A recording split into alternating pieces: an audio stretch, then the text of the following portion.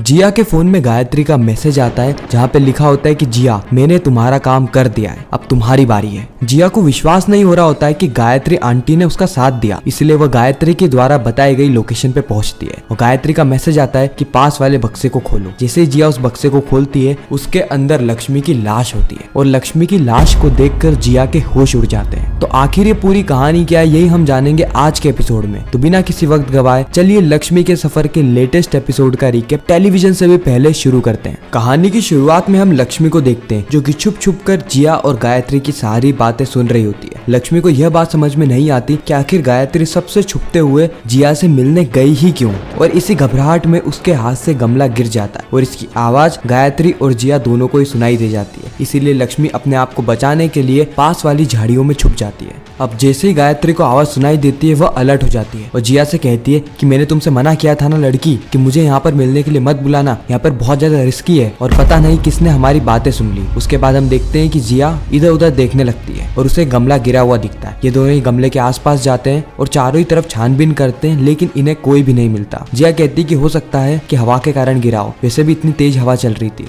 खैर गायत्री आंटी, मैं आपको आखिरी बार वार्निंग देती हूँ, अगर आपने कार्तिक को लक्ष्मी से दूर नहीं किया और मुझे मेरा कार्तिक नहीं मिला तो आपके सारे ही राज खुल जाएंगे। मेरे मोबाइल में जो आपका वीडियो कैद है, वह वीडियो में कार्तिक को जाकर बता दूंगी, जिसके बाद यह बात याद रखना कि कार्तिक मेरे साथ साथ आपसे भी हमेशा हमेशा के लिए अलग हो जाएगा। इतना कहकर जिया वहाँ से चली जाती है और गायत्री बहुत ज्यादा टेंशन में आ जाती है। इस और लक्ष्मी ने सारी बातें सुन ली होती है, लेकिन लक्ष्मी को अभी भी यह नहीं पता है कि ऐसा कौन सा राज है जिसके चलते जिया अभी भी माँ को ब्लैकमेल कर रही है। लक्ष्मी मनी मन में कहती है कि मुझे इसका पता जरूर लगाना होगा। इस और हम घर में देखते हैं कि जैसे गायत्री आती है वो बहुत ज्यादा टेंशन में होती है। कार्तिक कहता है कि माँ चलिए हम खाना खा लेते हैं, लेकिन गायत्री कहती है कि नहीं कार्तिक, तुम लोग खा लो, मैं बाद में खा लूंगी, वैसे भी मेरा सर बहुत ज्यादा दुख रहा है। कार्तिक कहता है कि माँ हमें कितना ज्यादा समय हो गया है एक साथ में टेंशन फ्री होते हुए खाना खाए, इसीलिए आज हमें मौका मिला है तो आप इस मौके को गवा क्यों रही है। अगर आप डाइनिंग टेबल पे नहीं आएंगी और मुझे अपने हाथों से खाना नहीं खिलाएंगी तो मैं भी खाना नहीं खाने वाला। इसलिए गायत्री को मजबूरन डाइनिंग टेबल पर आना ही पड़ता है। लक्ष्मी हर एक चीज नोटिस कर रही थी कि गायत्री कितनी ज्यादा घबराई हुई है। वो कार्तिक को खाना खिलाने के साथ साथ सब्जी की जगह सिर्फ और सिर्फ अचार के साथ खाना खिलाने लगती है। कार्तिक कहता है कि माँ आप तो सिर्फ मुझे अचार दे रही है। गायत्री कहती है कि मेरे को बहुत ज्यादा टेंशन हो रहा है, मेरा सर बहुत ज्यादा दुख रहा है, इसलिए मैं कह रही हूँ कि तुम खाना खा लो। लक्ष्मी गायत्री से सवाल पूछती है कि माँ आपको किस बात का टेंशन है, आप हमें बता सकती हो। गायत्री कहती है कि तुमसे मैंने कुछ कहा क्या, नहीं कहा ना, तो बस चुपचाप बैठी रहो। इतना कहकर गायत्री वहाँ से चली जाती है। उमेश कहता है कि हो सकता है कि उसका बीपी हाई हो गया हो, जब तो वो इतनी ज्यादा घबराई हुई थी। वैसे भी पिछले कुछ समय में बहुत सारी ऐसी घटनाएं हुई है जिससे कि गायत्री सिर्फ रो ही रही थी, इसलिए हो सकता है उसको ये सारी चीजें एक्सेप्ट करने में थोड़ा टाइम लग जाए। कार्तिक तो एंजॉय कर, मैं आता हूँ। जस्ट अगले ही पल हम देखते हैं कि कार्तिक अपनी सुरीली आवाज में गाना गा रहा होता है और उसके गाने की आवाज लक्ष्मी को अट्रैक्ट करती है।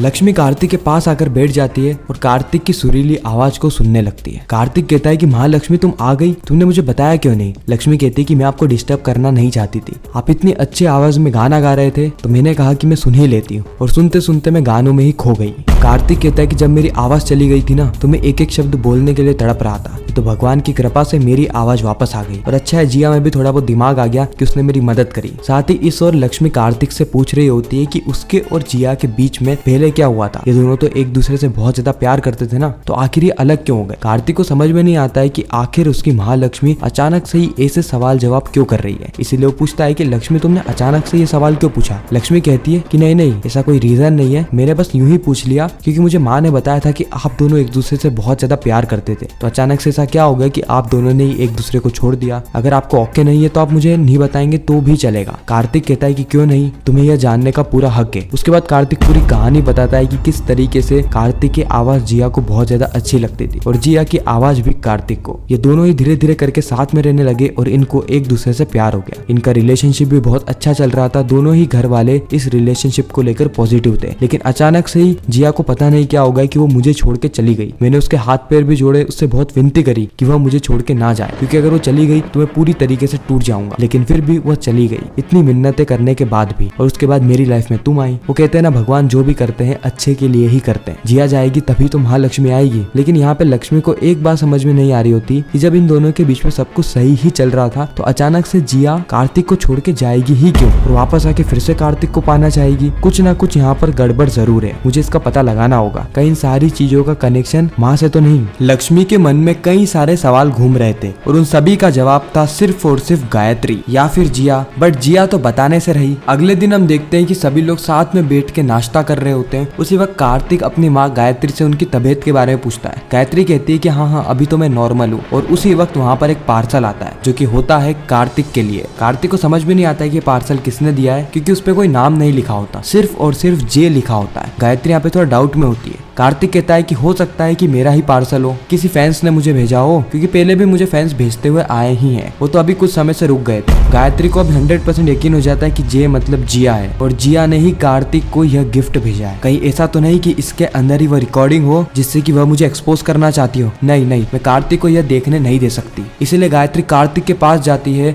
और उस बक्से को छीन लेती है और कहती है कि कार्तिक, मैं तो भूल ही गई थी कि मैंने कॉस्मेटिक का सामान मंगाया था और गलती से मैंने मेरे नाम की जगह तुम्हारा नाम डाल दिया। कार्तिक कहता है कि नो प्रॉब्लम माँ, लेकिन आप इतनी घबराई हुई क्यों है? गायत्री कहती है कि मैं कहाँ घबराई हुई हूँ, चलो मैं इसको रख के आती हूँ जब तक तुम लोग नाश्ता करो। और लक्ष्मी ये सारी चीजें किचन में खड़ी खड़ी देख लेती है। अब हम गायत्री को देखते हैं जो कि बालकनी में आती है और उस बक्से को खोलती है। उस बक्से के अंदर होती है पेन ड्राइव और गायत्री उस पेन ड्राइव को तोड़ने की कोशिश कर रही होती है। और उसी वक्त वहाँ पर लक्ष्मी आ जाती है। लक्ष्मी कहती है कि माँ आप ये क्या तोड़ रही है? आखिर इस पेन ड्राइव में ऐसा क्या है जिसको आप किसी को भी बताना नहीं चाहती और एकदम डिस्ट्रॉय कर रही है? गायत्री कहती है कि मैंने कहा ना कुछ नहीं है, और तुम क्या कब से राज राज राज लगा रखा है? मेरा कोई भी राज नहीं है। उसी वक्त लक्ष्मी कहती है तो आप इस पेन ड्राइव को देख के घबराई क्यों? वैसे मैं आपको बता दूं कि यह पेन ड्राइव जिया ने नहीं बल्कि मैंने ऑर्डर करी थी, क्योंकि मुझे पहले से ही शक था कि आप और जिया कहीं ना कहीं किसी ना किसी राज के बारे में बात कर रहे हैं जो कि आप सभी से छुपा रहे हैं। आप मुझे बता सकती हैं, अगर आप मुझे बता देंगी तो मैं आपका ही सपोर्ट करूंगी। जिया जो आपको ब्लैकमेल कर रही है मैं उसे ब्लैकमेल नहीं करने दूंगी। गायत्री कहती मैंने कहा ना कोई भी राज नहीं है। लक्ष्मी गायत्री का हाथ पकड़ लेती है और कहती है कि आपको राज बताए बिना मैं यहाँ से जाने नहीं दूंगी। और इन दोनों की हंसम कस्सी में लक्ष्मी जो है वो नीचे गिर जाती है। यहीं पर सीन कट कर दिया जाता है और अगले सीन में हम देखते हैं कि जिया को एक मैसेज आता है। वो होता है गायत्री की ओर से। जिया जैसी मैसेज खोलती है उसमें लिखा था कि मैंने लक्ष्मी को ठिकाने लगा दिया है, अगर तुम्हें यकीन नहीं है तो तुम इस लोकेशन पे चली जाओ। जिया कहती है व्हाट, गायत्री आंटी ने लक्ष्मी को मार दिया? उसके बाद वो कहती है कि नहीं ऐसा नहीं हो सकता, गायत्री आंटी जरूर कोई ना कोई चाल चल रही है। इसीलिए जिया उस लोकेशन पे जाती है और उस लोकेशन पे जाके उसे गायत्री नहीं मिलती है, लेकिन गायत्री का मैसेज आता है कि मैं वहाँ पर नहीं आ सकती, तुम राइट साइड में पड़े हुए बक्से को खोलो। और जैसे ही जिया उस बक्से को खोलती है उसके अंदर लक्ष्मी की लाश होती है। जिया पहले तो चारों तरफ घूमती है और लक्ष्मी को टच करके उसकी सांस चेक करके देखती कि कहीं ये जिंदा तो नहीं, और उसे पता चलता है कि लक्ष्मी तो सही में मर गई। अब गायत्री का मैसेज आता है कि मैंने तो तुम्हें सबूत दे दिया, तुम्हारी बारी है। इसीलिए जिया वहाँ पर वह पेन ड्राइव को रख देती है जिसके अंदर गायत्री की वह वीडियो होती है और जिया बहुत ही हंसी खुशी से वहाँ से जा रही होती है। और इस ओर हम देखते हैं कि लक्ष्मी की आंख खुल जाती है और लक्ष्मी उस पेन ड्राइव को उठा लेती है। और इसी के साथ ही एपिसोड यहीं पर ही खत्म होता है, इस ट्विस्ट और सस्पेंस के साथ कि क्या जिया ने सही में असली वाली पेन ड्राइव वहाँ पर रखी है। खैर ये तो हमें आने वाले एपिसोड में ही पता चलेगा। आपको ये रिकेप कैसा लगा कमेंट सेक्शन में जरूर बताना। अगर आपको वीडियो अच्छी लगी तो वीडियो को लाइक करके चैनल को सब्सक्राइब करके ज्यादा से ज्यादा लोगों को ये वीडियो शेयर करना ताकि हमारी फिर से मुलाकात हो।